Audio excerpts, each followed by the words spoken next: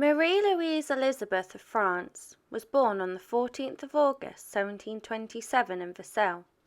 She was the eldest of twin girls born to King Louis XV and Queen Consort Maria.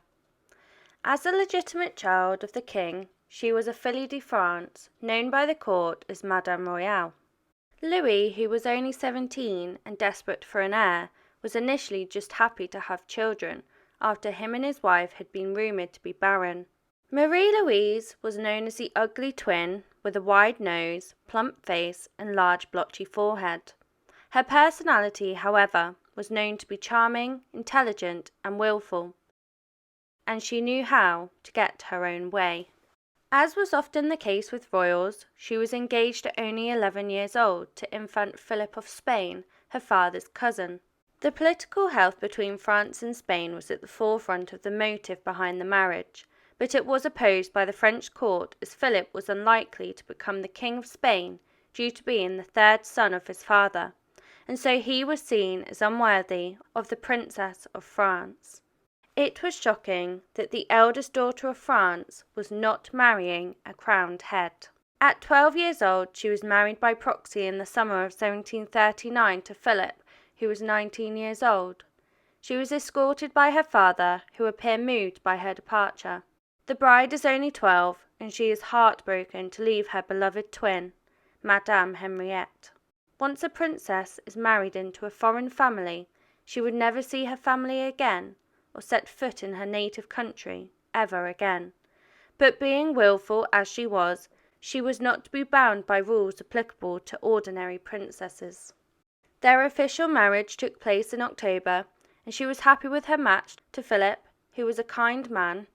She did not get on with her mother-in-law, Queen Isabella Farnese, and their strong personalities clashed. Elizabeth gave birth at the young age of 14 to a daughter named Marie Isabel. Being used to living in Versailles, she finds the Spanish court boring, so she encourages her husband to take a throne away from Spain and his annoying mother. After the War of Austrian Succession, a position for Duchess of Parma, a small state in northern Italy, becomes available. She uses her influence with her father, the King of France, to secure this position for herself and her husband, and he obliges, making her ambitions come true. Once finished influencing her family in Versailles, she returns to Parma 10 months later.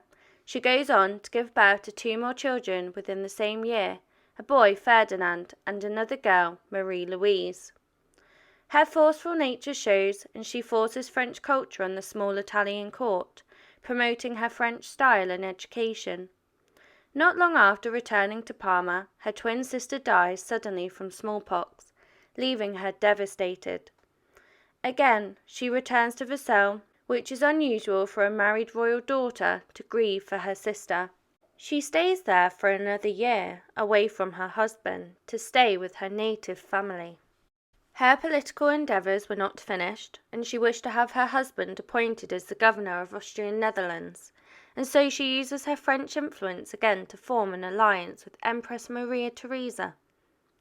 She uses her daughter Marie Isabel to improve the Austrian alliance by engaging her to the heir of the Austrian throne, Archduke Joseph, future Emperor Joseph II. Their marriage would take place, but after the death of her mother. Marie-Louise Elizabeth falls ill. Her mother, Queen Consort of France, nurses her, but it is evident she has contracted smallpox like her twin sister, and she dies at the age of 32 in her beloved Versailles. And leave your suggestions below and I will endeavour to cover them. Please comment, like and subscribe if you wish for more stories.